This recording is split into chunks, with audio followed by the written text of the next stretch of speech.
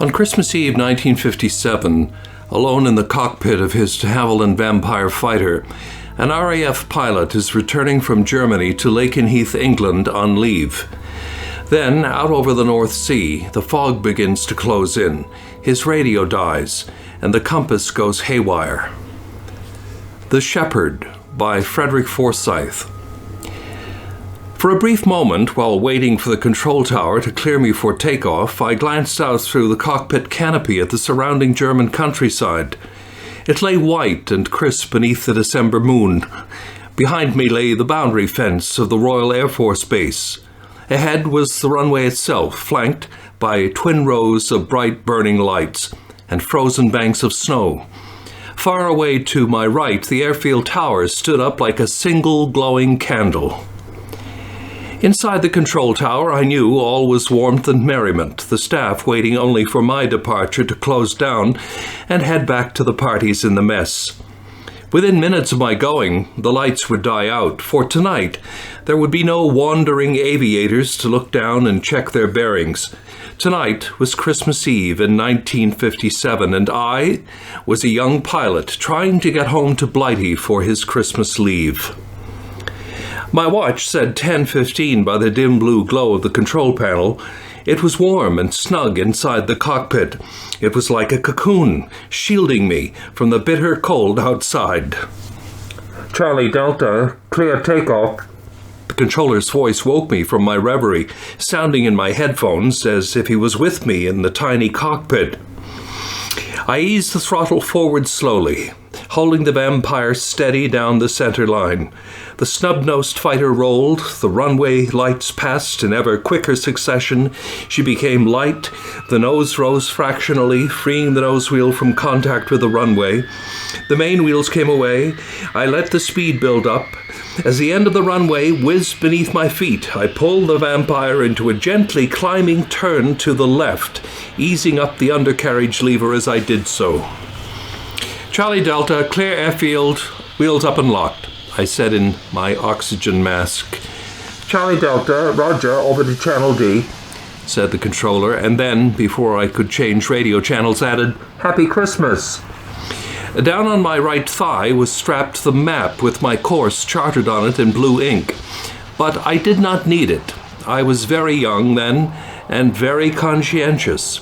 66 minutes flying time, with a radio-controlled descent and landing at Lakenheath, and the Vampire had enough fuel for over 80 minutes in the air, a straight run over the Dutch coast into the North Sea. I straightened up and watched the needle on my electric compass settle happily down on a course of 260 degrees. The nose was pointing towards the black freezing vault of the night sky, studded with stars, so brilliant they flickered. Below, here and there, a village or small town glittered with lights. The carol singers would be out, knocking on the holly-studded doors to sing Silent Night. 400 miles ahead of me, the story would be the same, and it was good to be going home. The problem started 10 minutes out over the North Sea. It started so quietly that it was several minutes before I realized I had one at all. I must have been failing to concentrate, my thoughts being of my waiting family.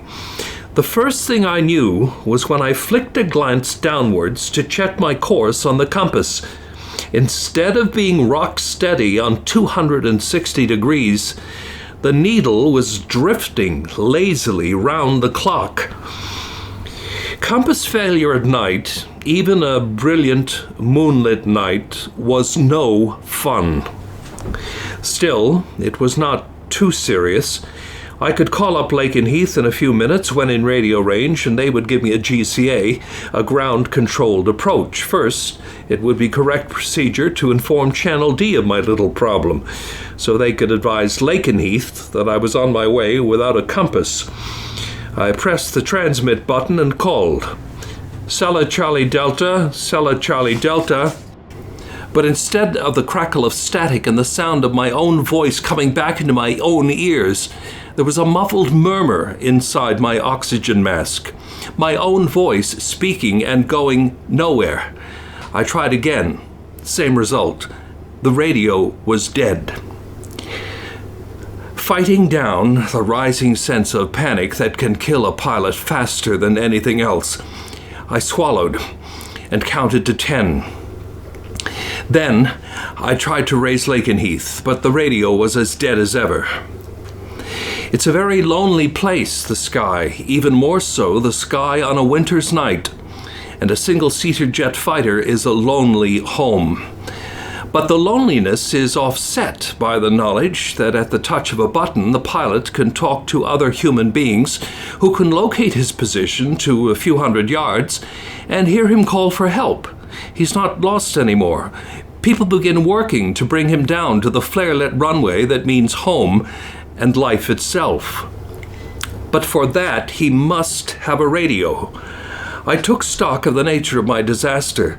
The first thing to do in such a case, I remembered old Flight Sergeant Norris telling us, is to reduce throttle setting. We don't want to waste valuable fuel, do we, gentlemen? So we reduce the power.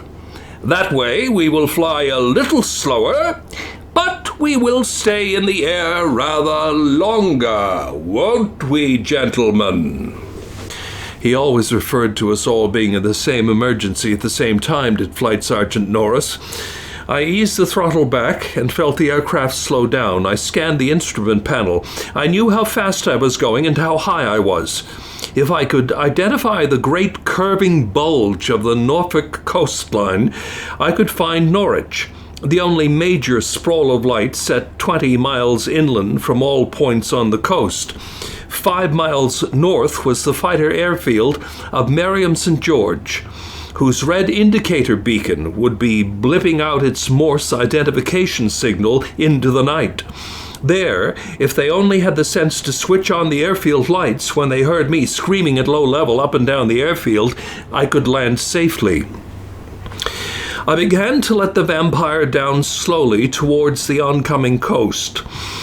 The sense of loneliness gripped me tighter and tighter. All those things that had seemed so beautiful as I had climbed away from the airfield now seemed my worst enemies.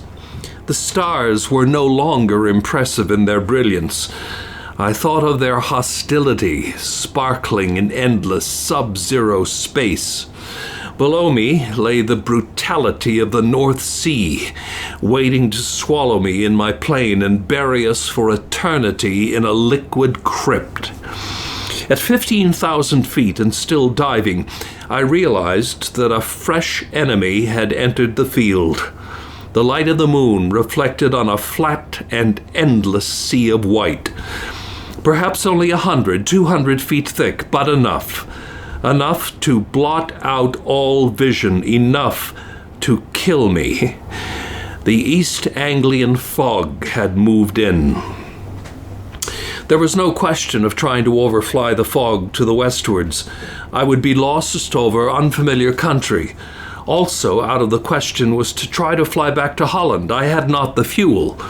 Relying only on my eyes to guide me, I must land at Merriam St. George or die amid the wreckage of the Vampire somewhere in the fog-wreathed fens. At 10,000 feet, I pulled out of my dive, using up more of my precious fuel. Still a creature of my training, I recalled the instructions of Flight Sergeant Norris again. When we are totally lost above unbroken cloud, gentlemen, we must consider the necessity of bailing out of our aircraft, must we not? Unfortunately, the single-seat Vampire is notorious for being almost impossible to bail out of. What else, Sergeant? Our first move, therefore, is to turn our aircraft toward the open sea, away from all areas of intense human habitation. The procedures were all worked out. They did not mention the chances of a pilot bobbing about on a winter's night in the North Sea, supported by a yellow life jacket, ice encrusting on his lips, eyebrows, ears, his position unknown, were less than 1 in 100 of living longer than 1 hour. One last procedure, gentlemen, to be used in extreme emergency. That's better, Sergeant Norris. That's what I'm in now. All aircraft approaching Britain's coasts are visible on the radar scanners of our early warning system. If, therefore, we have lost our radio and cannot transmit our emergency, we try to attract the attention of our radar scanners by adopting an odd form of behavior. We do this by moving out to sea, then flying in small triangles, turning left, and left again, each leg of the triangle being of a duration of 2 minutes flying time. In this way, we hope to attract attention. When we have been spotted, the air traffic controller is informed, and he diverts another aircraft to find us. When discovered by the rescue aircraft, we formate on him, and he brings us down through the cloud or fog to a safe landing. Yes, it was the last attempt to save one's life. The rescue aircraft who would lead you back to a safe landing, flying wingtip to wingtip, was called the Shepherd. I glanced at my watch. 51 minutes airborne, 30 minutes left of fuel. I pulled the Vampire into a left-hand turn and began my first leg of the first triangle. 10 minutes went by, nearly 2 complete triangles. I had not really prayed, for many years, and the habit came hard. Here I am. For heaven's sake, look at me. Please, get me out of this bloody mess. Please, God, make somebody notice me up here and send up a shepherd to help me down. By 72 minutes airborne on my watch, I knew no one would come. The fuel read almost 1/8 full. 10 minutes more flying time. I felt the rage of despair welling up. I began screaming into the dead microphone. Look at your radar screens! I need bloody help! Why can't somebody see me up here? God, why won't somebody listen to me? God, help me, please, and I promise. Then the anger subsided, and I blubbered like a baby from the sheer helplessness of it all. 5 minutes later, I knew, without any doubt of it, that I was going to die that night. Strangely, I wasn't even afraid anymore, just enormously sad. I dropped the left wing of the Vampire towards the moon to bring the aircraft onto the final leg of the last triangle. Then, down below the wingtip, a black shadow crossed the whiteness. For a second, I thought it was my own shadow, but it was another aircraft, keeping station with me through my turn. A mile down through the sky towards the fog. I kept turning, wing down, to keep it in sight. The other aircraft also kept turning until the two of us had done one complete circle. He was flying slower than I. I eased the throttle back and began to slip down towards him. He kept turning. So did I. At 1,000 feet, I could not reduce power any more for fear of stalling the Vampire. To slow up even more, I put out the air brakes. The Vampire shuddered, and then he came up towards me, swinging in towards my left-hand wingtip. Then he was with me, 100 feet off, and we straightened out together, rocking as we tried to keep formation. I could make out the shimmer of 2 propellers whirling. Of course, he could not fly at my speed. I was in a jet fighter, he in a piston-engined aircraft of an earlier generation. He banked gently to the left. I followed, for he was obviously the shepherd sent up to bring me down, and he had the compass and radio, not I. For the position of the dying moon, I knew we were heading back towards Norfolk's coast, and for the first time I could see him well. To my surprise, my shepherd was a de Havilland Mosquito, a fighter-bomber of Second World War vintage. Then I remembered that the meteorological squadron at Gloucester used Mosquitoes, the last ones flying, to help in the preparation of weather forecasts. Inside the cockpit of the Mosquito, I could make out the muffled head of its pilot and the twin circles of his goggles as he looked out of the side window towards me. Carefully, he raised his right hand till I could see it in the window. Fingers straight, palm downwards, he jabbed the fingers forward and down, meaning, "We are going to descend. Formate on me." I nodded and quickly brought up my own left hand so he could see it, pointing forwards to my own control panel with one forefinger, then holding up 5 splayed fingers. Finally, I drew my hand across my throat. By common agreement, this sign means I have only 5 minutes fuel left. Then my engine cuts out. I saw the goggled, oxygen-masked head nod in understanding. Then we were heading downwards towards the sheet of fog. I could imagine the stream of instructions coming from the radar hut into the earphones of the man flying beside me. I kept my eyes on him, afraid of losing sight for an instant. Even as the moon sank, I had marveled at the beauty of his aircraft. The short nose and bubble cockpit, the long, lean, underslung engine pods, each housing a Rolls-Royce Merlin engine, a masterpiece of craftsmanship, snarling through the night towards home. 2 minutes later, he held up his clenched left fist in the window and opened the fist to splay all 5 fingers against the glass. "Please lower your undercarriage."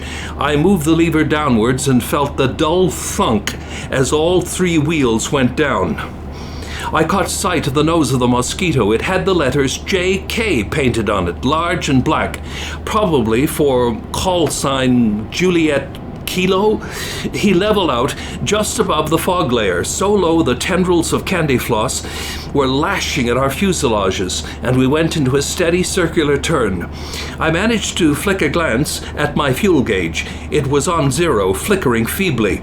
For God's sake, hurry up, for if my fuel failed me now, there would be no time to climb to the minimum 500 feet needed for bailing out. Sweat broke out behind my neck and began to run in streams down my back. "Hurry up, man, hurry, hurry." Quite suddenly, he straightened out. I saw the left hand flash the dive signal to me. Then he dipped towards the fog bank. I followed, and we were in it. Then, without warning, the shepherd pointed a single forefinger at me, then forward through the windscreen. It meant, "There you are, fly on and land." I stared forward through the now streaming windscreen. Nothing. Then, yes, something. Ringed with haze, there were lights either side of me in pairs, flashing past. I forced my eyes to see what lay between them. Then a streak of paint, the center line. Frantically, I closed down the power and held her steady, praying for the Vampire to settle. We touched. We touched the deck. Bang! Bang! The Vampire was rolling at over 90 miles an hour through a sea of gray fog. I touched the brakes, and the nose slammed down onto the deck also. Slow pressure now. Hold her straight against the skid. More pressure on those brakes or we'll run off the end. The lights moved past slower, slower, slowing, slower, slowing. The Vampire stopped. I found both my hands clenched round the control column, squeezing the brake lever inwards. There was no need to turn off the engine. It had finally run out of fuel as the Vampire careened down the runway. I shut off the remaining systems and slowly began to unstrap myself from the seat and parachute dinghy pack. As I did so, a movement caught my eye. To my left, through the fog, no more than 50 feet away, low on the ground with wheels up, the Mosquito roared past me. I caught the flash of the pilot's hand in the side window, and he was gone. I released the canopy and pushed it upwards and backwards by hand until it locked. I expected the control tower truck to be alongside in seconds, for with an emergency landing, even on Christmas Eve, the fire truck, ambulance, and half a dozen other vehicles were always standing by. Nothing happened, at least not for 10 minutes. By the time 2 headlights came groping out of the mist, I felt frozen. The lights stopped 20 feet from the motionless Vampire, dwarfed by the fighter's bulk. A voice called, "Hello there!" I stepped out of the cockpit, jumped from the wing to the ground, and ran towards the lights. They turned out to be the headlamps of a battered old Jowett Javelin, not an Air Force identification mark in sight. At the wheel of the car was a puffed, beery face and a handlebar mustache. He stared. "That yours?" "Yes, I just landed it." "Extraordinary, quite extraordinary. Well, you'd better jump in. I'll run you back to the mess." I was grateful for the warmth of the car, even more so to be alive. I had already decided to call up R.A.F. Gloucester and thank the Mosquito pilot personally. As we moved away from the Vampire, I saw that I stopped 20 feet short of a plowed field at the very end of the runway. "You were damned lucky." "Damned lucky. I ran out of fuel just as I was landing. My radio and all electrical systems failed nearly 50 minutes ago over the North Sea." "Extraordinary! No compass?" "No compass. Flying in the approximate direction by the moon." "No radio?" "A dead box on all channels." "Then how did you find this place?" "I was guided in. I flew short left-hand triangles as per instructions, and they sent up a Shepherd aircraft to guide me down."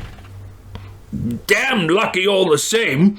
I'm surprised the other chap managed to find the place." "It was one of the weather aircraft from R.A.F. Gloucester. Obviously, he had radio, so we came in here in formation on a GCA. Then, when I saw the lights of the threshold of the runway, I landed myself." "Extraordinary. We don't have any navigational equipment at all, not even a beacon." "This isn't R.A.F. Miriam St. George?" "No, this is R.A.F. Minton." "I've never heard of it." "We're not an operational station, haven't been for years. Minton's a storage depot. Excuse me." He stopped the car and got out.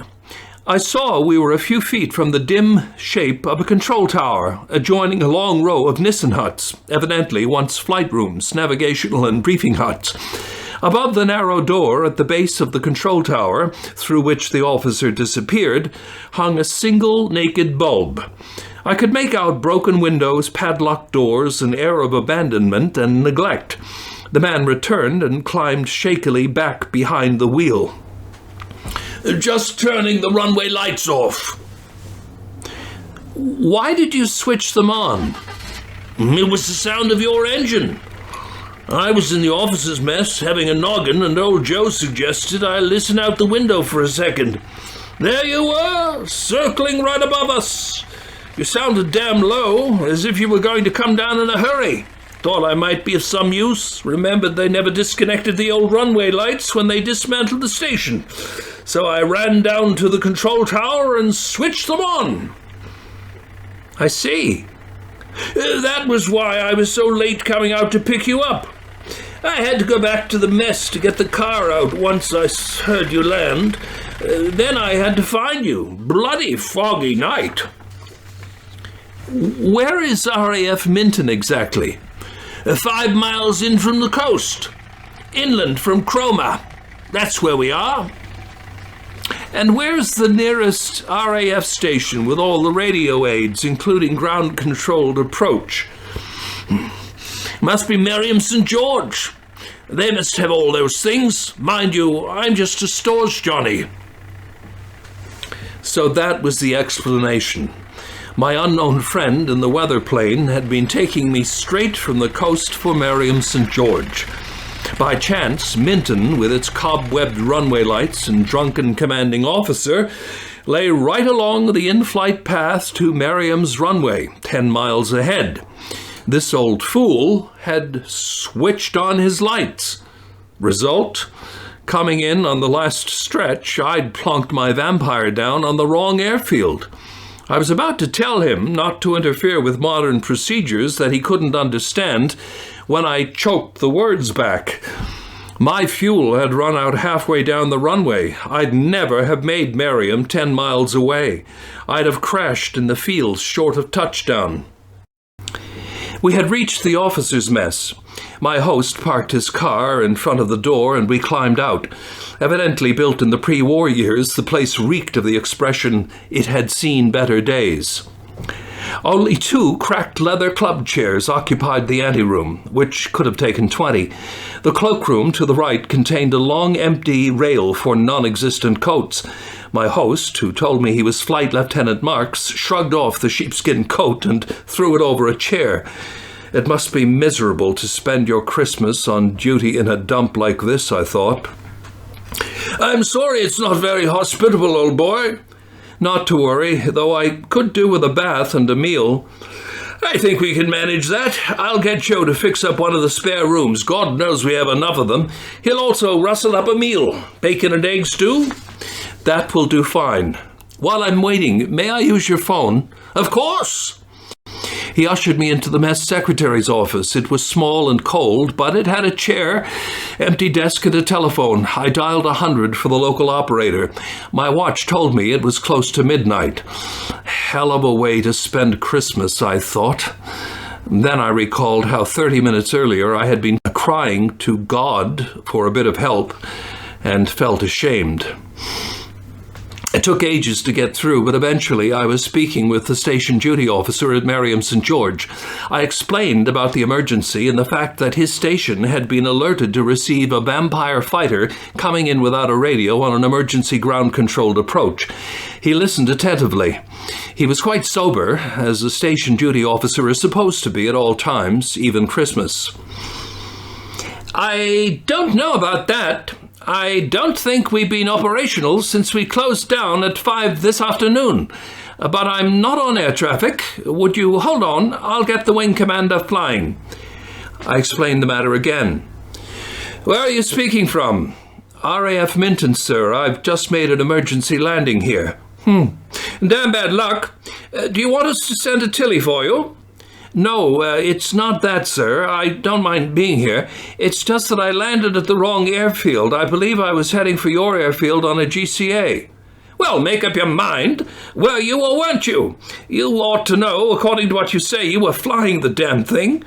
I was intercepted by the weather plane from Gloucester, sir, and he brought me in. But in this fog, it must have been on a GCA, no other way to get down. Yet when I saw the lights of Minton, I landed here, assuming it to be Merriam St. George. Splendid! Marvellous bit of flying by that pilot from Gloucester. Of course, those chaps are up in all weathers. What do you want us to do about it? I'm ringing to alert you to stand down your radar and traffic control crews, sir. They must be waiting for a vampire that's never going to arrive. But we're closed down. There's been no call for us to turn out. But Merriam St. George has a GCA. I know we have. It hasn't been used tonight. Good night to you. Happy Christmas. I sat back and breathed deeply. On the fuel I was carrying, not only could I not have made Merriam St. George, it wasn't even open. It began to dawn on me that I didn't really owe my life to the weather pilot from Gloucester, but to Flight Lieutenant Marks, bumbling old, passed-over Flight Lieutenant Marks, who had run 400 yards through the fog to switch on the lights of an abandoned runway because he heard a jet engine circling overhead too close to the ground. Still, the Mosquito must be back in Gloucester by now, and he ought to know that despite everything, I was alive. One thing about weather squadrons, they're always on duty. The duty med officer took the call. I explained the position to him. I'm afraid there must be some mistake, flying officer. It could not have been one of ours. Look, that is R.A.F. Gloucester, right? Yes, it is. Fine. And your unit flies Mosquitoes. Wrong. We used to use Mosquitoes. They went out of service 3 months ago. We now use Canberras.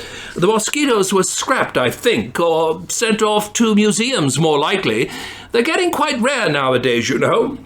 Could one of them have been sold privately? I suppose it's possible.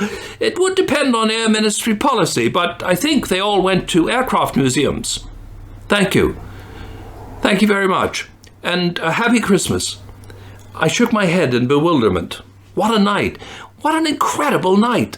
First I lose my compass and my radio, then I get lost and short of fuel, and then I'm taken in tow by a moonlighting harebrain with a passion for veteran aircraft, flying his own Mosquito through the night, who happens to spot me, and finally, a half-drunk ground duty officer has the sense to put on his runway lights in time to save me. Luck doesn't come in much bigger slices. But one thing was certain. Without that amateur air ace, I'd be bobbing around dead in the North Sea by now. Your room's ready. Number 17, just down the corridor. Joe's making up a fire for you now. The bathwater's heating. If you don't mind, I think I'll turn in. Will you be all right on your own? Sure, I'll be fine. Many thanks for your help. I wandered down the corridor. From the door of room 17, a bar of light shone out into the passage. As I entered the room, an old man rose from his knees in front of the fireplace. He gave me a start. Mess stewards are usually R.A.F. serving men. "Good evening, sir. I'm Joe, sir. I'm the mess steward." "Yes, Joe. Mr. Marks told me about you. Sorry to cause you so much trouble at this hour of the night. I just dropped in, as you might say." "Yes, Mr. Marks told me. I'll have your room ready directly. As soon as this fire burns up, it'll be quite cozy." I elected to take my lonely evening meal in my room, and while Joe went to fetch it, I had a quick bath. Then Joe set out a small table and placed a plate of sizzling bacon and eggs on it. By now, the room was comfortably warm, the curtains drawn. While I ate, the old steward stayed to talk. "You been here long, Joe?" "Oh, yes, sir. Nigh on 20 years. Since just before the war, when the station opened." "You've seen some changes, eh? Wasn't always like this." "That it wasn't, sir. That it wasn't." And he told me of the days when the rooms were crammed with eager young pilots, the bar roaring with bawdy songs, of months and years when the sky above the airfield crackled and snarled to the sound of piston engines driving planes to war and bringing them back again. While he talked, I emptied the remainder of the half bottle of red wine he had brought from the bar store. A very good steward was Joe. After finishing, I rose from the table, fished a cigarette from the pocket of my flying suit, lit it, and sauntered round the room. The steward began to tidy up the plates and the glass from the table. I halted before an old photograph in a frame, standing alone on the mantel-shelf above the crackling fire. I stopped, with my cigarette half raised to my lips, feeling the room go suddenly cold. The photo was old and stained, but behind the glass it was still clear enough. It showed a young man dressed in flying gear. From his left hand dangled one of the soft leather flying helmets they used to wear, with goggles attached. He stared at the camera with grim intentness. Behind him stood his aircraft. There was no mistaking the lean, sleek silhouette of the Mosquito fighter bomber. I was about to say something to Joe when I felt a gust of cold air on my back. One of the windows had blown open, and the icy air was rushing in. "I'll close it, sir." No, I'll do it." It took me 2 strides to cross to where the window swung in its steel frame. To get a better hold, I stepped inside the curtain and stared out. Far away in the fog, I thought I heard the snarl of engines. But there were no engines out there, just a motorcycle and some farm boy taking leave of his sweetheart across the fens. I closed the window and turned back into the room. "Who's the pilot, Joe?" "The pilot, sir? Oh, that's a photo of Mr. Kavanagh. He was here during the war, sir." "Kavanagh?" "Yes, sir. An Irish gentleman. A very fine man, if I may say so. As a matter of fact, sir, this was his room." "What squadron was that, Joe?" "Pathfinders, sir. Mosquitoes they flew. Remarkable pilots, all of them, sir. I venture to say I believe Mr. Johnny was the best of them all. But then I'm biased, sir. I was his Batman, you see." I studied the picture closely. There was no doubting it. The faint letters on the nose of the Mosquito behind the figure in the photo read J.K., not Juliet Kilo, but Johnny Kavanagh. The whole thing was clear as day. Kavanagh had been a superb pilot, flying with one of the crack squadrons during the war. After the war, he left the Air Force, probably going to second-hand car dealing, as quite a few did. So he'd made a pile of money, probably bought himself a smart country house, and had enough money left over to indulge his real passion, flying. He'd bought up an old Mosquito in one of the R.A.F. periodic auctions of obsolescent aircraft, refitted it, and flew it privately whenever he wished. So he'd been flying back from some trip to Europe, had spotted me turning in triangles above the cloud bank, realized I was stuck, and taken me in tow. Knowing this stretch of the coast by heart, he'd taken a chance of finding his old airfield at Minton, even in thick fog. It was a hell of a risk. I had no doubt I could trace the man, probably through the Royal Aero Club. He certainly was a good pilot. "The best, sir. They reckoned he had eyes like a cat, did Mr. Johnny.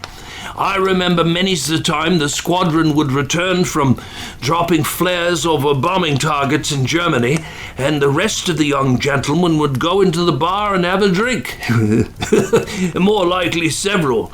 He didn't drink? Oh, yes, sir, but more often he'd have his mosquito refueled and take off again alone, going back over the Channel or the North Sea to see if he could find some crippled bomber making for the coast and guide them home. Of course, some of them would have taken a lot of enemy flak fire, and sometimes they had their radios knocked out all over they came from. The big 4-engine ones. A bit before your time, if you'll pardon my saying so, sir. I've seen pictures of them, and he used to guide them back. I could imagine them in my mind's eye, gaping holes in the body, wings and tail, creaking and swaying as the pilot fought to hold them steady for home, a wounded or dying crew and the radio shot to bits. And I knew from too recent experience the bitter loneliness of the winter sky at night, with no radio, no guide for home, and the fog blotting out the land. That's right, sir. He used to go up for a second flight in the same night, patrolling out over the North Sea, looking for a crippled plane. Then he'd guide them home, back here to Minton, sometimes through fog so dense you couldn't see a hand. 6th sense, they said he had. Quite a man. Even today, middle-aged, he was a superb flyer, I thought. Oh, yes, sir. Quite a man, Mr. Johnny. I remember him saying to me once, standing right where you are before the fire, "Joe," he said, "whenever there's one of them out there in the night, trying to get back, I'll go out and bring 'em home." Well, by the look of it, he's still doing it. I hardly think so, sir. Mr. Johnny went out on his last patrol Christmas Eve 1943, just 14 years ago tonight. He never came back, sir. He went down in his plane somewhere out there in the North Sea. Good night, sir, and Happy Christmas.